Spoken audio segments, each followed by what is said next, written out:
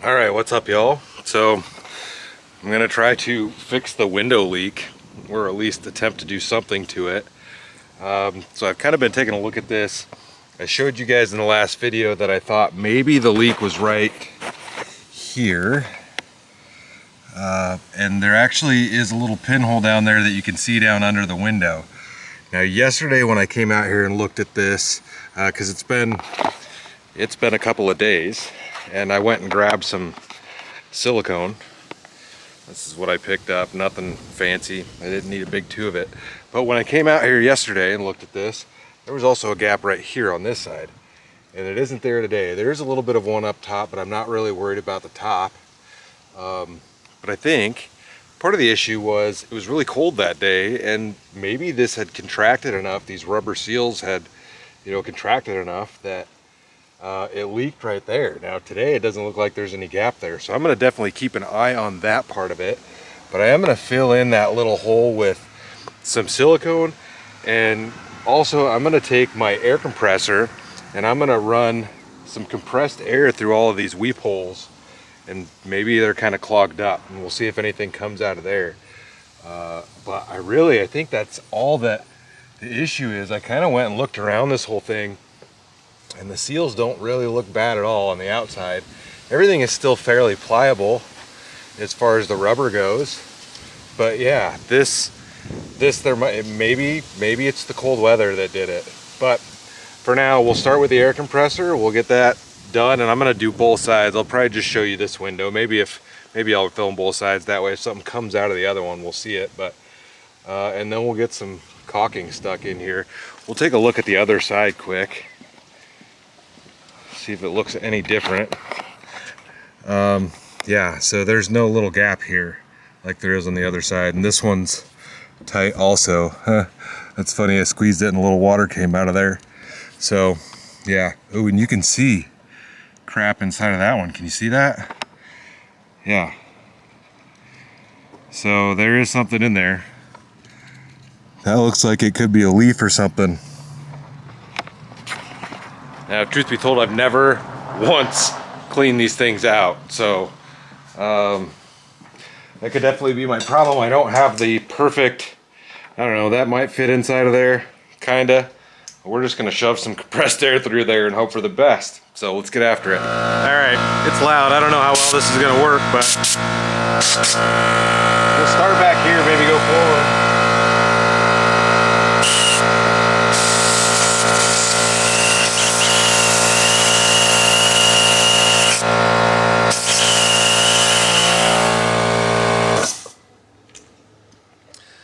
Well, I can't really feel, I can feel a little bit of air. When I blow into this one, I feel a lot out of this one, but I don't feel anything out of the back one when I blow in this. So I think I'm gonna get a little piece of wire and run a piece of wire through there. I don't know if this is gonna be thick enough. It's 26 gauge wire.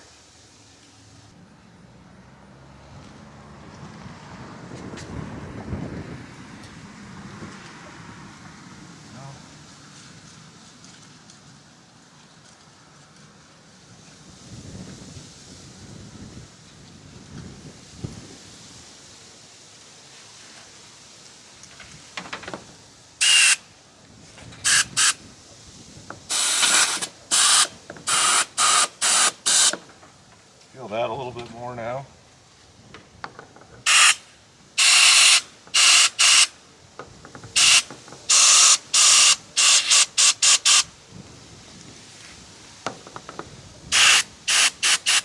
I could just feel that one so much better.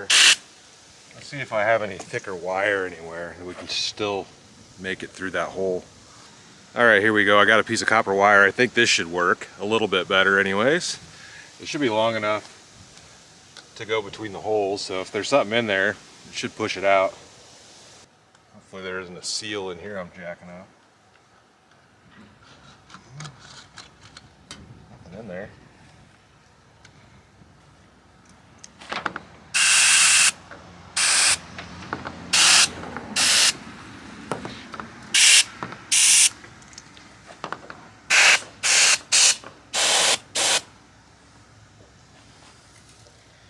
that's about as good as that's gonna get. I'm gonna go clean that other one out because I know there's that piece of that leaf inside of there. Slap some silicone on it. Let's see if we can just get this out of here. Looks like a spider nest, maybe? I don't know.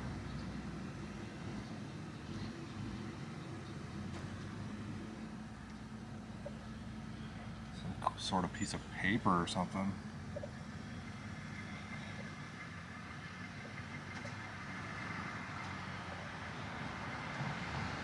Looks like a piece of a paper towel.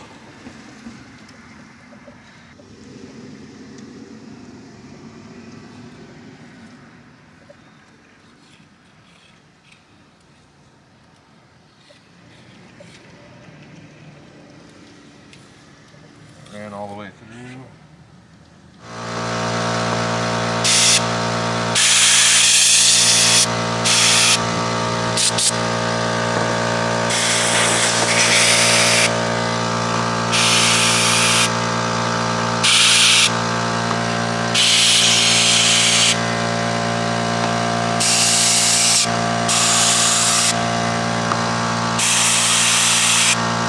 Right through. I think that's good for that. I don't know how well that's going to work, especially since we're about to slap some silicone on there. Just this one little spot, because I think I could probably show you with the wire that it'll go right in there.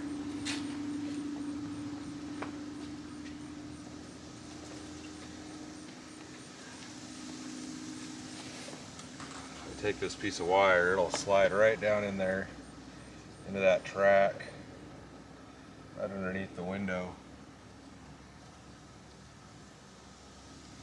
Can't really get it side to side, but there's definitely a hole there. You can feel where the window stops and you can kind of get underneath of it. So,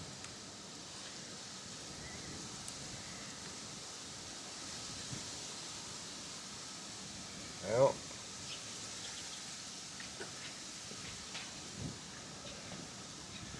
I guess a dab will do you, right? So this is clear DAP Silicone Max, 100% silicone, 100% waterproof, maximum flexibility, shrink and crack proof, blah blah blah blah blah. It's kitchen, bath, and plumbing. I suppose I could have gone with the window one, but that didn't cut very well. I don't want a bunch of it. Let's go on white. Light. Oh, is there a seal in there? There is. Genius.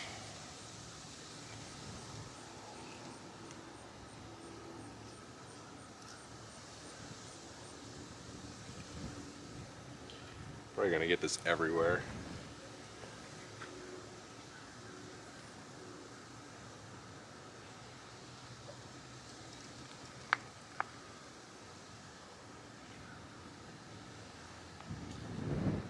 Hard plug in there or what? Only the foil peeled off. Still have regular plastic in there. Make it so god dang difficult.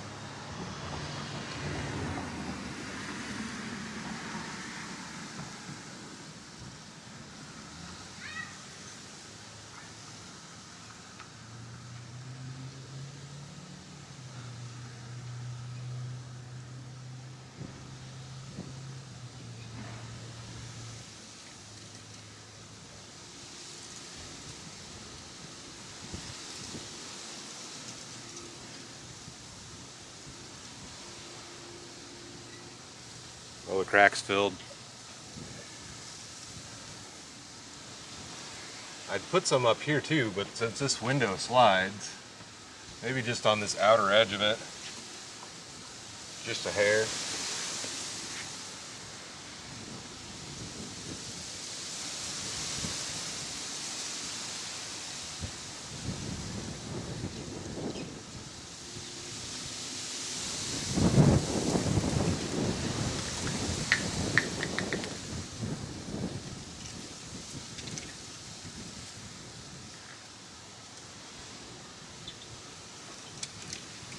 If you're not a construction person or you've never done that, spit works wonders to help you wipe it off. It doesn't then stick to your fingers.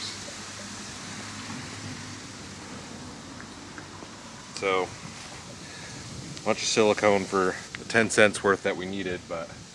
All right, y'all, I think that's about it. I'm gonna go ahead and close this one out. I'm not gonna spray that thing down with water now because that silicone's wet, and it's supposed to be pretty cold tonight, and I don't wanna risk having the inside get wet if it's unnecessary. We'll just have to watch it next time it rains and see what happens. If I do notice when it's cold, if I do notice that there's a crack right here that gets bigger, I'll show you guys that, but for now I really don't know what else to do other than removing the entire window or replacing all of these seals that go around there. I don't know. I definitely don't want to do any of that if I don't have to. So the only other thought that I had, which may have contributed to this, is that this cover for my awning sits right on here. So if you think about water tension, it's going to run around, and right where this splits, it's going to come down, which is right on this windowsill, basically on both sides. Or it would run along below it, come to the lowest point, which looks to be right in the middle here, and would drip down.